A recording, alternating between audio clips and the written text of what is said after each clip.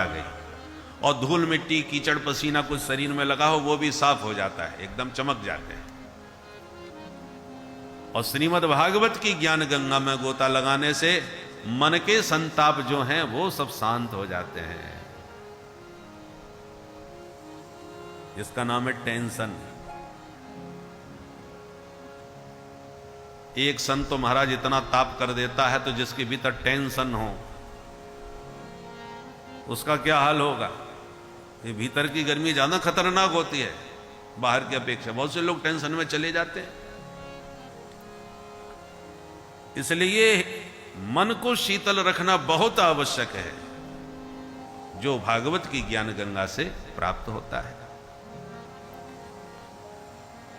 और तन के मैल धूल मिट्टी के लिए तो बहुत सारे साबुन हैं, बढ़िया लगा करके साफ हो जाओगे, सुलभ हैं। परंतु मन में जो गंदगी भरी है उसको साफ करने के लिए आपको हर जगह सुविधा नहीं मिलेगी, न बाजार से कोई साबुन मिलेगा।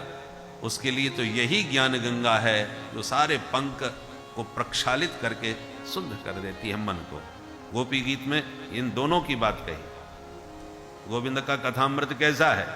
तप्त जीवनम, तपे हुए प्राणियों को जीवन देता है, शीतलता देता है। और कल्मषापहम, जितने कलमश हैं मन में वो भी साफ कर देता है। तो धूल मिट्टी भी साफ तन की होती है गंगा जी में नहाने से, और तन भी शीतलता को प्राप्त करता है। और भागवत की ज्ञान गंगा में मन के मल दूर होते हैं।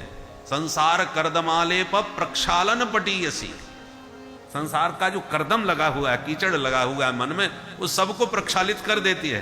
तो मन को साफ करती है और मन को शीतलता भी प्रदान करती है। और भगवान ने तन की शुद्धि पर ज्यादा जोर नहीं दिया। भगवान को पाने वाला कौन है?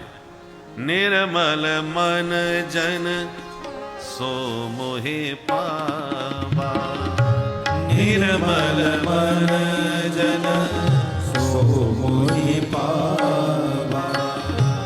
मोहे कपट छल छिद्र न भावा, मोहे कपट छल छिद्र न भावा।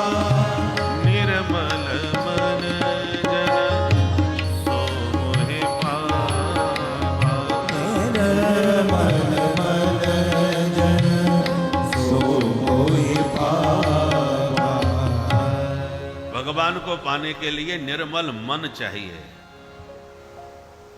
महात्मा लोग तो राख लगा के अवधूत बने कहीं भी पड़े रहते हैं, तन की उसकी चिंता नहीं है, तन की सफाई कितनी हुई।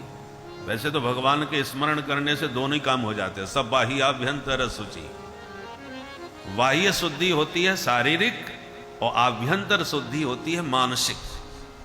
पर यस्मरेद पुंडरीकाक्षम सब बाह्याभ्यंतर शुचि, भगवान पुंडरीकाक्ष का स्मरण करने से बाह्य और आभ्यंतर दोनों प्रकार की तन मन की शुद्धि हो जाती है। तो श्रीमद् भागवत के श्रवण करने से गोविंद का चिंतन, ध्यान, स्मरण चरित्रों के माध्यम से होता है।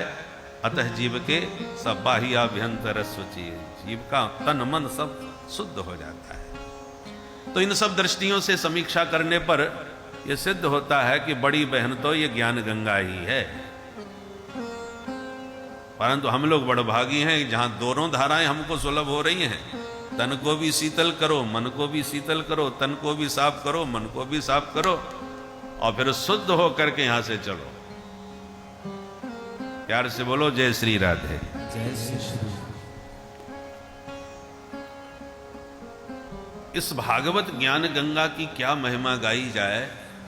जब सुखदेव जी सुनाने के लिए गंगा तट पर उपस्थित हुए परीक्षित के सन्मुख, तो सुधा कुंभम गृहीत्वैव देवास्तत्र समागमन, स्वर्ग के देवता अमृत कलश लेकर के आ गए और सुखदेव जी को साष्टांग दंडोत करके बोले, महाराज हमने जैसे ही सुना कि परीक्षित मरने वाले हैं 7वें दिन, पता लगते ही हम अमृत कलश लेकर के दौड़े दौड़े चले आए कि ये अमृत इनको पिला दीजिए, मरने का कोई टेंशन नहीं, अमर हो जाएंगे।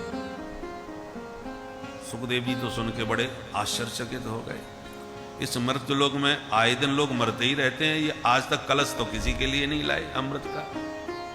आज इनमें इतनी उदारता कैसे उमड़ पड़ी। महाकृपण व्यक्ति है तो बहुत जल्दी उदारता का परिचय दे तो सावधान ही हो जाना चाहिए, कुछ तो चक्कर है। गरुड़ की मां विनिता देवी कद्रु के कपट जाल में फंस करके दासी बन गई। कथा महाभारत की बहुत लंबी चौड़ी है। जब गरुड़ ने कहा मां आपका पुत्र ये गरुड़ सब प्रकार से शक्ति संपन्न है, पर साक्षात श्री हरि विष्णु को भी मैं अपने ऊपर धारण करके चलता हूं, आपके लिए कुछ भी कर सकता हूं, पर आपको दासी बना हुआ नहीं देख सकता, कैसे भी आप दासता से मुक्ति पाइए। तो कद्रू से पूछा बहन तू बता मुझे अपनी दासता से कैसे मुक्ति देगी। कद्रू ने कहा स्वर्ग का अमृत या तुम्हारा बेटा लाके दे दे, हम तुम्हें मुक्त कर देंगे दासता से। मां ने कहा बेटा वो तो अमृत मांग रहे हैं। गरुड़ ने कहा मां मैं तुम्हारे लिए लाऊंगा, और उड़ गए, स्वर्ग में गए। इंद्र से कहा हमें अमृत कलश चाहिए। काय के लिए? बोले सर्पों की मां कद्रू को देना है ताकि मैं अपनी मां को दासता से मुक्ति दिला सकूं। इंद्र ने कहा ये हिम्मत तुम्हारी, सर्पों को अमृत पिलाओगे? असंभव। वज्र लेके मारने को तैयार हो गए। भयंकर युद्ध हुआ गरुड़ के साथ, गरुड़ अकेले और पूरी देवसेना। इंद्र ने वज्र का प्रयोग कर दिया, चला दिया वज्र। तो गरुड़ जी इतने पराक्रमी हैं कि एक पंख गिरा के बोले कि तुम्हारे वज्र का सम्मान रखने के लिए ये गिरा रहा हूं, तो मेरा कुछ बिगाड़ नहीं सकते। अब इंद्र के हाथ पैर फूल गए, ये तो बहुत खतरनाक है भाई, क्या करें। तो समझौता करना पड़ा। महाबलियों से समझौता करने में ही भलाई है। बोले देखो भाई समस्या बहुत बड़ी उपस्थित हो जाएगी, ये तो अमृत सर्पों ने पी लिया। तो गरुड़ ने कहा तो कुछ भी करो, मैं अपनी मां को दासता से मुक्ति दिलाने के लिए इसे अवश्य यहां से लेके जाऊंगा। अंत में समझौता हो गया और गरुड़ वहां से अमृत कलश लाए, पर देवताओं ने राजी राजी दिया नहीं। उनके महापराक्रम को देख करके देना पड़ा, और ला करके कुसा के आसन पर अमृत कलश रखा गया। इसलिए कुसा परम पवित्र मानी गई। जैसे ही सर्प पीने को दौड़े, गरुड़ ने कहा अरे रोको रोको भाई, पहले स्नान करो, नहा धो करके पवित्र होके आके, ये अमृत है ऐसे नहीं पिया जाता, ठीक है। और जैसे ही स्नान करने को गए, इंद्र तुरंत कलश लेकर के गायब हो गए।